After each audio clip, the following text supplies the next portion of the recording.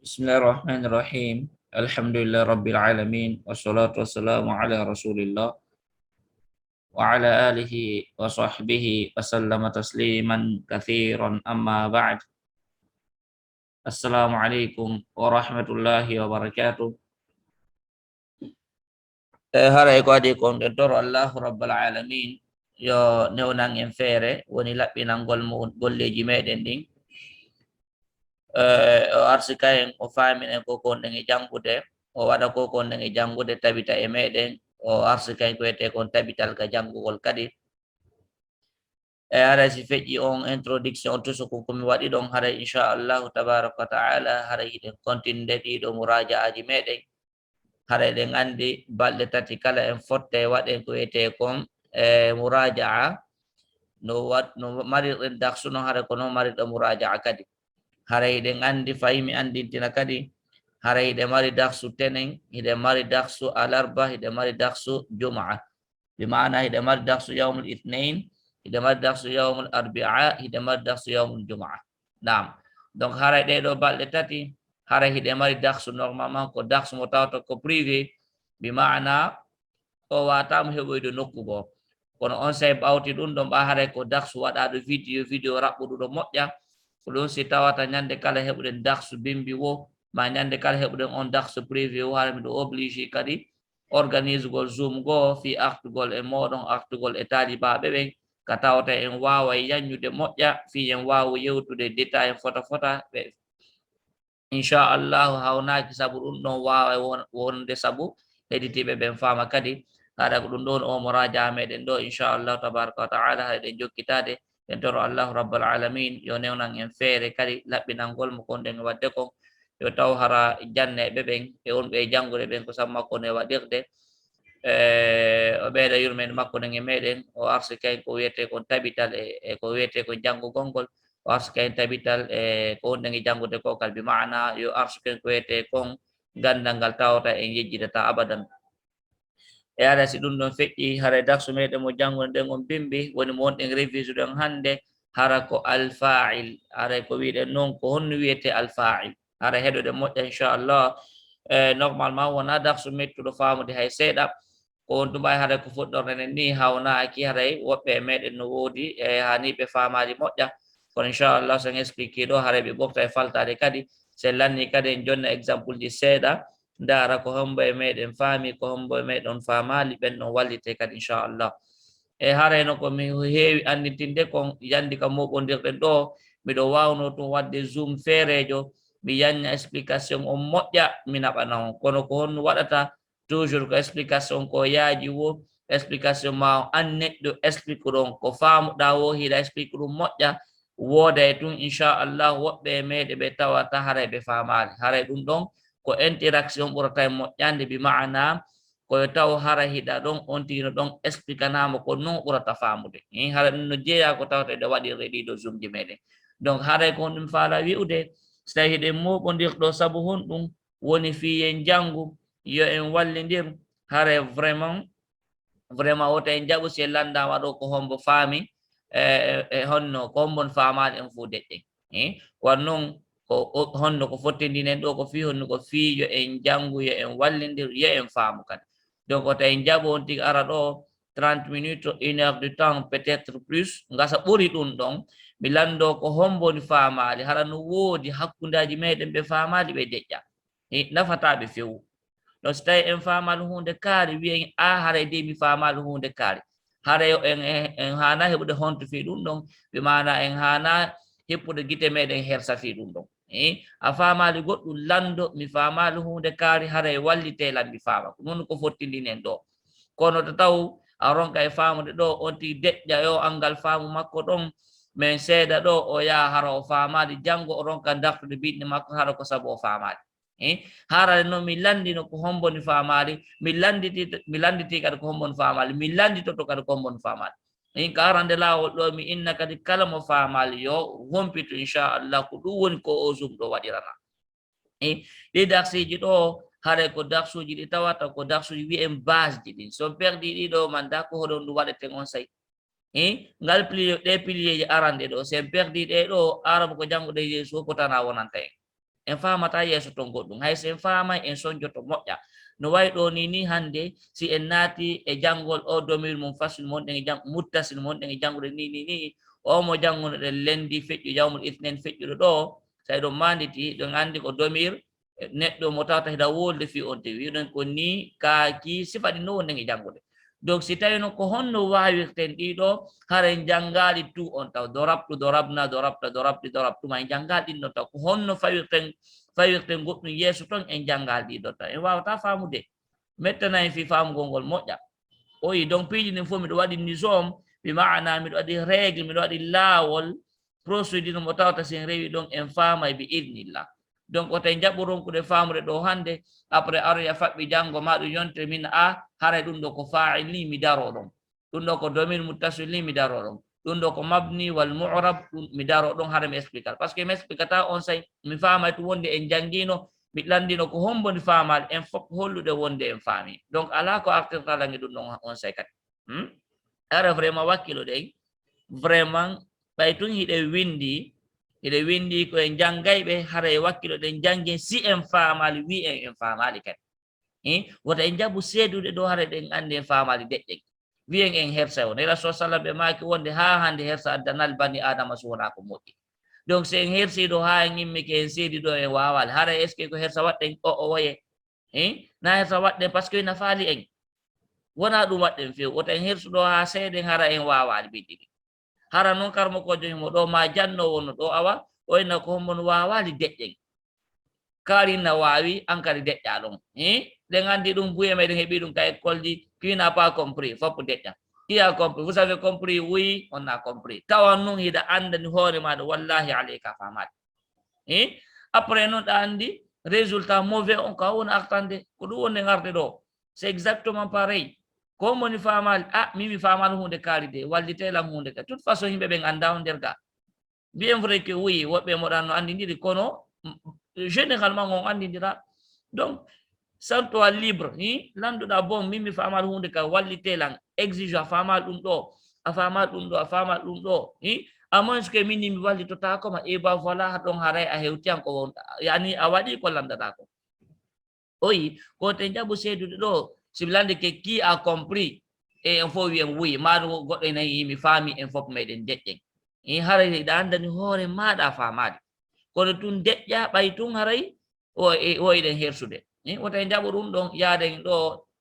e dasumo en famade e kadi jamaji ɗin yo wakkilon darta jamaji ɗin yo wakkilon darta ɓe acca showmugol e darsuji maɓɓe ɗi ɗe windi hiɗen jangude en ala e jangude en ala e dartude buy e meɗen darte buy e meɗen dartata kadi woɓɓe ɓe darta hande woɓɓe ɓe dartata jango manda ko ɗum jokkuɗen woɓɓe ɓe darta woɓɓe ɓe dartata ɓe ala e dartude mais anda qu'est ce qu'ils font ko ɗum woni e wadde ɓeeɗa darta ɓeeɗa ala dartude yaadon ɗon noon lebbi ɗiɗi lebbi tati lebbi nayyi lebbi jowi après daroɗa ɗayna hay onon on heeɓi chance onon on wawi on jangi wallahi la chance elle n'existe pas no woodi koyen famal koko wiyete chance ça n'existe pas ɓe joguiti ɗum chance ɗum exista c'est l'effort c'est le travail ko sen golli hetten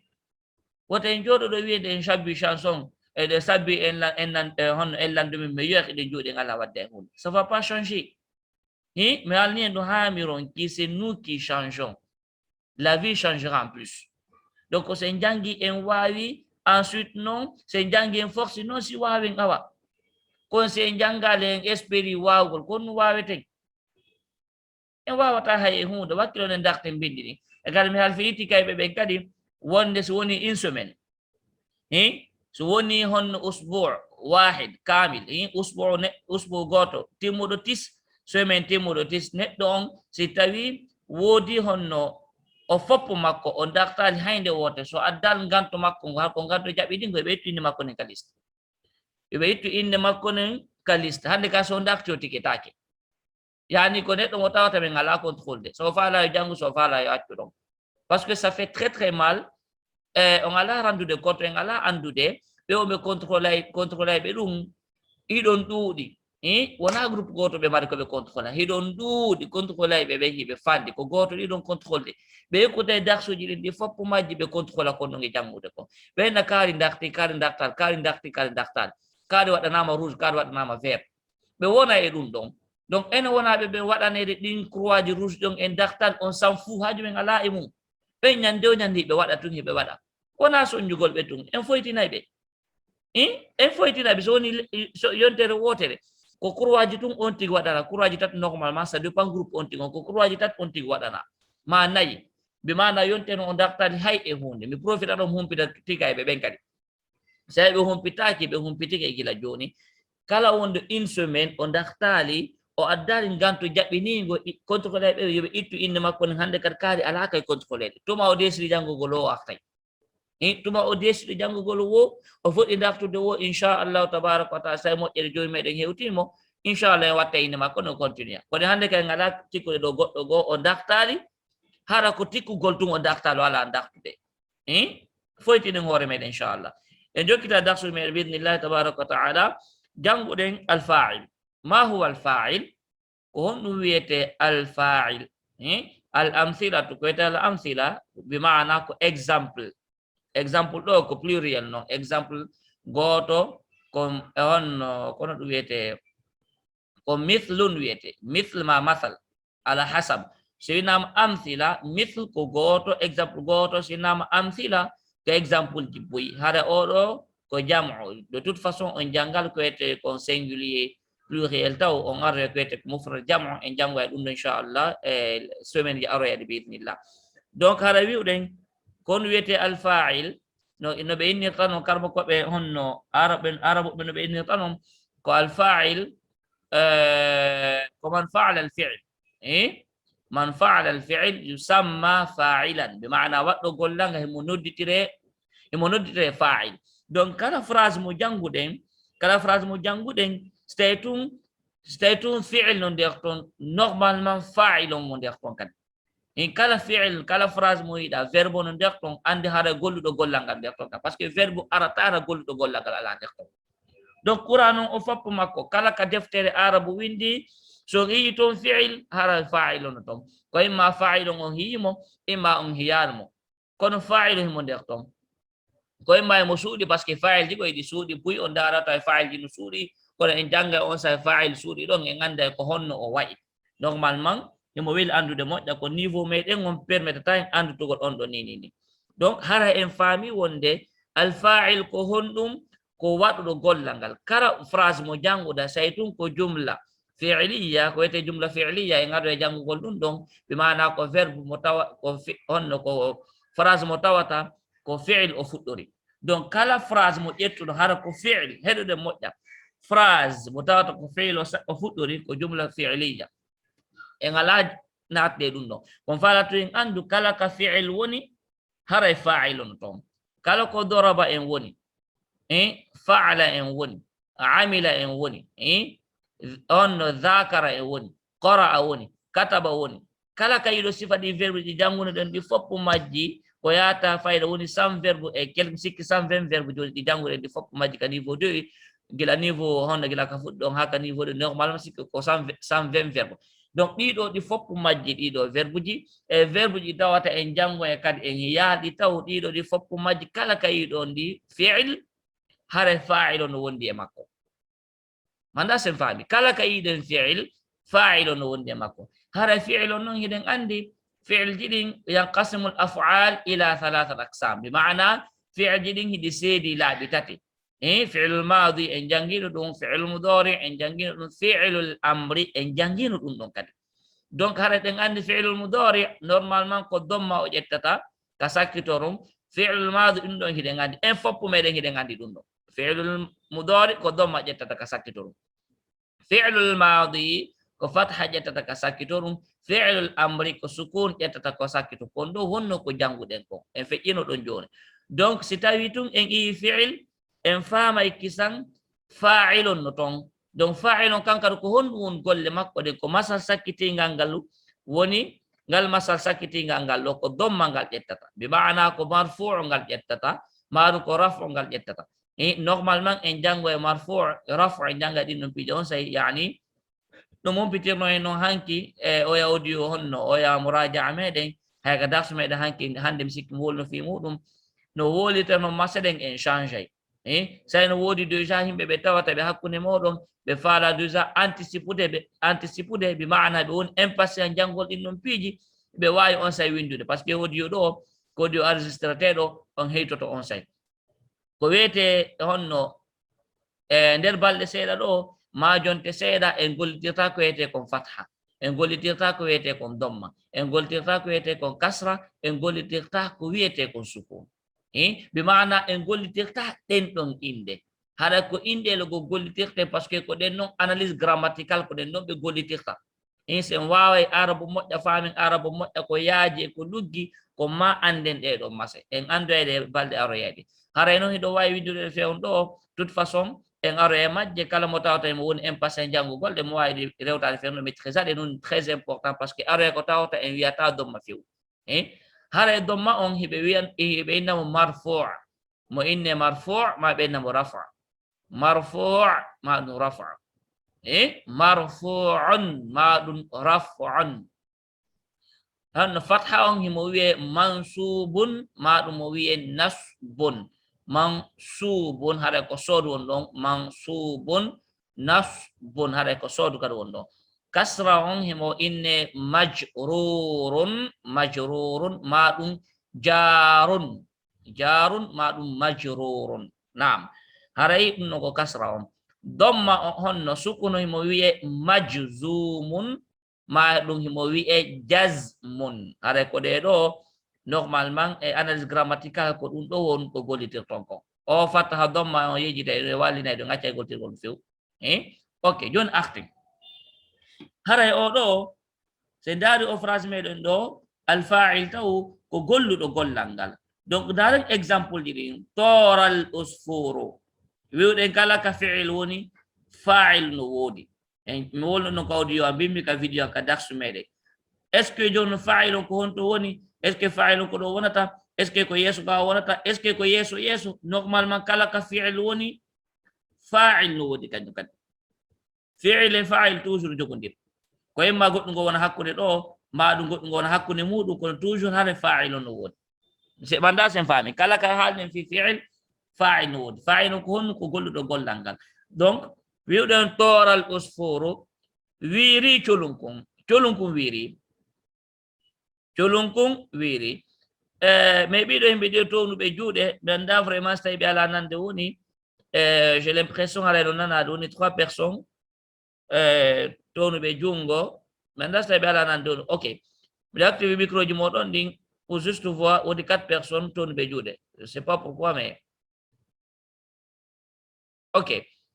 joni manda so ɓe goɓɓe moɗo ala nande mbiɗa active micro ji yiya ɗum ɗo tun après continue inchallah yiya ɗum ɗon to j' espére haɗa ɗon nande woten interrompe ko wonɗen e janngude ko townuɓe ɓen juuɗe ko manda so tawi ko honɗon haɗa ɓe écran woni partage ka wala yude ok right shukran ok joni lan partage ude so yi o humpita e lan nouveau partage ok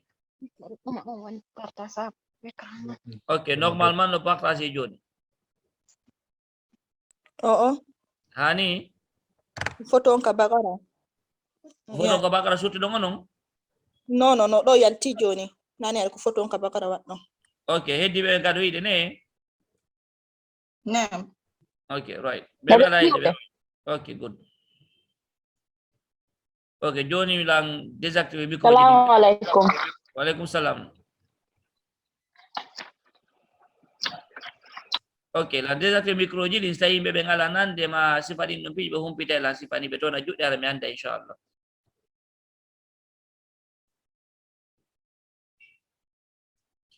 ok nane jakar écran ala yaltude fayda mo duwano yaltude ko beego tun hari wonno ka systéme ɗo yani ko mon goltirde ko hari erreur informatique no ton kono alhamdulillah no gollude joni donc wiwɗen ko wiyete fa'il o ordinateur a noon mari probléme kikiɗe ɗo seeɗa ok wiwɗen ko wiyete fa'il ko golluɗo gollal ngal toral usfuru wiiri colunkun ka pular enen kon wiyeten toujours fayda enen ko fa'il o fuɗɗorten aren fi'il on colunkun wiiri ko ni wirten enen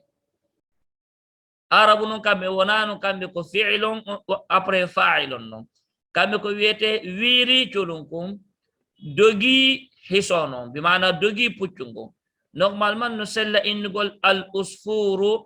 tora bi mana colum kon wiiri no sella kono normalement se wi colum kon wiiri haray o usfur mo addagi wi'ude ɗo al usfuru tora usfuron o wonata fa'il hande kadi ko ñawode go heɓata manda sen faami ko ñawode go heɓata on say so wimo usfur ɗo tun wona o fa'il mi lanto sa on question ɗon so innimo usfur ɗo hara ko ka fuɗɗorde ko ari ko honɗum wonta mi lanto si landi ɗo joni enregistre gongol mi waɗa e pause mi lando haray ɗo so woni usfur ɓawo ga inchallah al usfuru tora colum kon wiiri ene hara usfur on ɗo hani ko fa'il ka o wona fa'il so tawi ko fa'il haray ko fi honɗum ko fa'il so tawi o wona ɗum haray ko fi honɗum o wona ɗum kadi naam haray normalement sa en ganda fi honɗum juste jonnen avis men on par rapport à la question normalement eɗon andi par ce que en jangguino ɗum donc wiwɗen toral usfur wiiri colum kon on tigi dara phrase mo jangi on mano phrase mo jonnaɗa ya masu normalement hareɗa hattoñiɗe masugol ngal masa sakkitingal ga andi en jangi en anditine kadi wonde nahawu on golle makko ɗen ko masa sakkitingal ngal tun par ce que ko ngal ɗo wondi ko satti masude kon ko heddi ga fayda o masana hoore moɗon ko waɗi noon haɗa kañum changeta masade nga kañum wayɗotako ko ngal ɗo tun wayɗoto donc nahawu on kanko grammaire on ko oɗo tun o jannatay oyi donc du coup ko ɗum feƴƴata wata wiide gila hande toral usfura toral usfuri e wata unide ɗum ko honɗum sellata ko toral usfuru fi honɗum ko ru wonata ɗo par ce que ko fa'il haray fa'il on daiman ko domma o ƴettata manda sen faami toral usfuru wiiri colum kon on tigi ndara phrase mo jange ene ko honɗum woɗa ɗo yani colum kon wiiri ok haray ko honɗum hombo golli gollal nder to maɗum ko honɗum golli gollal ngal bi mana ko honɗum wiiri awa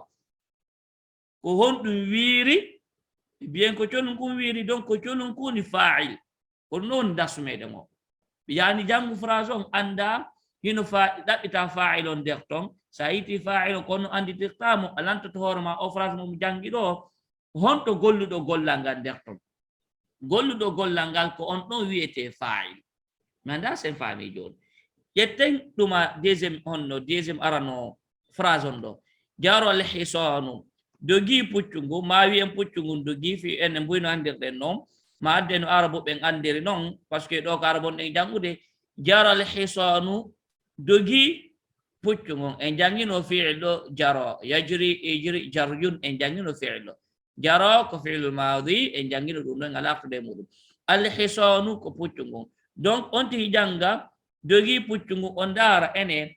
dogi on e puccungu ko honɗum golli gollal ngal ko dogi on o waye ko puccungu woni ko dogi kon donc puccungu wiyete fa'il ko puccungu ƴettata nu ko puccungu ƴettata alhisanu o nu ɗo fiyo ɗum li annahu fa'ilan par ce que ko fa'il troisième man ɗo من دا لوات دو انو هون عرب لا دو 3 سبحان الله 3 هون فرنسي ما انجليش دونك لعب الولد في جيباي كونكو دون دو ميكوريزو اون ان شاء الله ديجا نو دو ميكوريزا تو ميكوريزينو ديجا كون مون بيتو في مود سيملاني دو لعب الولد في جيباي كونكو فرازون جانغام في جيباي كونكو اني او فراز دو او جمله مومي جانغي دو جمله كو فراز o phrase mo mi jangi ɗo o jumla mo mi jangi ɗo fiji pay kunkun ko honɗum fiji nder ton ko pay kunkun fiji donc ko pay kunkun wiyete fa'il ko non toon o darsu ɗo ko non tum faala en faam do sa mi waɗi mo boɗe ɗo fijo welu andutude on fotta e defte goo tawa ko ɓale windi tawa ko bleu windi tawa ko rouge windi bi mana tawa hay masal ngal ala ɗo kono masanta ɗe mase ɗo hoore moɗon kono masata ɗe mase ɗo masanta ɗo hoore moɗon kono mase ton ɗum ɗo ko sabu règle ji buy wona fa'il ko janguɗen ɗo hande wona mubtada ko janguno ɗen wona inna wa akhawatuha ko janguno ɗen wona kana wa akhawatuha ko janguno ɗen wona am sikki en jangini zorf maɗum en jangali bok o wona huruful jarri ko janguno ɗen ko sifa ɗin ɗon newnanta en feere waylugol mase ɗen waylugo ko wiyete ko almu'rab en jangi mu'rab ko no wayloto mabni on kañum waylotako en jangino ɗum ɗon joni ok donc normalement das meɗon hande haɗi ko almu'rab donc haɗa en faami wonde alwaladu ɗo du on ɗo ko kankon fa'il on donc ko kanko ƴettata ko ko wiyete kon domma haɗa feƴƴen phrase hikkori ɗin ɗon kadi inchallah ya'umu samaku ko wiyete ya'umu normalement ko hono wiyete normalement fubbike kono mi anda so lingil enen ka pular ɓen tan no wiye lingil fubbike par ce que lingil ka asli taw ko to woni kongil woni mi anda so ko fubbike wiyete lingil bon ko wiyete ɗo tun hon o honno ya'umu samaku ɗo normalement lingil flotti ka phrase ɓena le poisson a flotté par exemple ya fait ok ɓenna lingil flotti ma lingil awa ngil fubbike ƴettire no fiitu no faamen par ce que mimi ala ko mo hombo mi utilisata ɗo kono komi ɗo tun ko fandi hara ko lingil fubbike ko non fanda hara bani adama normalement enen ɓiɓɓe adama mi yaali ka windi taw ya'umul waladu masalan mi yaa ɗum ɗon no gasa noon no sella kono mi yaali ka windi min naali sellata hara fayda enen bani adama kono hon goltirten ko sabaha ɓe wiyata sabaha o ila nage par exemple o fubbike ko sabaha ɓe wiyata ok yalsa'ul ba'udu o ya'umu samaku ɗo fubbike lingingil ko honnum fubbi ko lingingil donc lingingil ko fa'il donc hara no harmani en gila hande so minin harmani wonaka dina ɓe mana no harmani hande kadi ka wolugol enen talibaɓɓen hande ka ingol ɗo ya'umu samaka hay goto waɗanta en on phrase ɗon hande kadi hay goto waɗanta en phrase ɗo ko faala e waɗangol phrase wo ya'umu samaki gollata few ya'umu samaku avant sen inni ya'umu samaka mi acca e feƴƴa par ce que en janngal ko wiyete kon fa'il kono hande kandi mi accata feƴƴa ɗum ɗon mo waddi phrase ɗo ƴetti fa'ilum waɗimo kasra waɗimo honno majrur ma ƴetti fa'ilum waɗimo ɗo mansub yani fatha hara mi gollata mi rutta kisa mina ɗum ɗo nano yarata yalsa'ul ba'udu ngati sonsolowingil ɓe mana sonsolowingil piki en sonsolowingil piki haalali ko enen ma wona enen ko juste ngil piki sonsolowingil ok ko honnum piki ma ɗum ko hombo piki ɓe mana ko hombo waɗi golle ɗen ko alba'udu ko sonsolowingil ta'kulul bintu jiwon kon no ñaamude normalement ɗo no laaɓanen ko ɗo ko bani adama on wolde ko gollal bani adama kadi ta'kulul bintu jiwon kon hino ñaamude ko hombo woni e ñaamude ko ɗon landotoɗen question on non ko hombo woni e ñaamude ko ñaamowo on hande kadi wiyete fa'il par ce que ko on ɗon golli gollal ngam sikki ɗum ɗo joni majjanaki e goto e meɗen hara miɗo darnude normalement darso on waɗa question réponse so tawi ɗo ɓe famali expliqué darso normalement hara o wona darso fayda sattude hara normalement en famimo kon toute façon inchallah miɗo arde mi expliquana bidnillah nam hara mi arta ɗo e collection momo waɗuno woɓɓe remarqueno e moɗon woɓɓe remarquali kadi woɓɓe remarque kono bon ɓe andi ɗum ɓe haɗa ko honno faute de frappe waɗi mi faldi ɗum ka windugol si tawi on remarque so nda e dars momi naɓanno on photo komi naɓanno on kon sen hewti ka huwa ɗo gila huwa on ɗo antunnama ɗum huwa on ɗo ko doraba ko batu windino ɗo ko dorabatu winduno normalement ko dorabtu hari gila ɗo mi sikki ha liga ma ɗi phrase tati ɗo hari ko dorabatu windi ɗo woɓɓe ɓen no landino haray ko fiyon ko doraba est ce que ko faljere ka ɗum ɗo ko ni wonirte normalement mi falju ka windigol ko sukun mi waɗayno donc haray mi corrige ko dorabtu ko dorabtu ɗum ɗo fof ko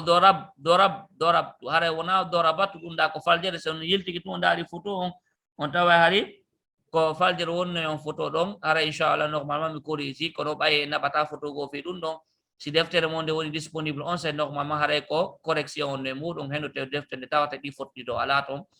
inchallah tabaraka wa taala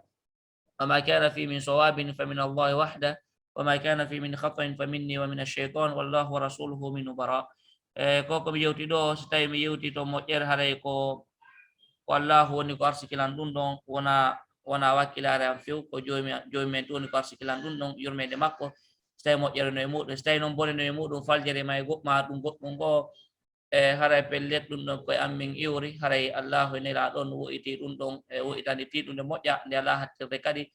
haray ɗen dara ɗo ɗon. Assalamu aleykum wa rahmatullahi wa barakatuh. haray miɗo activité micro ji ɗin normalement o wawe landade fi interaction waɗu seeɗa ɓe ɓe tawde ɓe famali haɗa ɓe fama inchallah. Assalamu aleykum wa rahmatullahi wa barakatuh.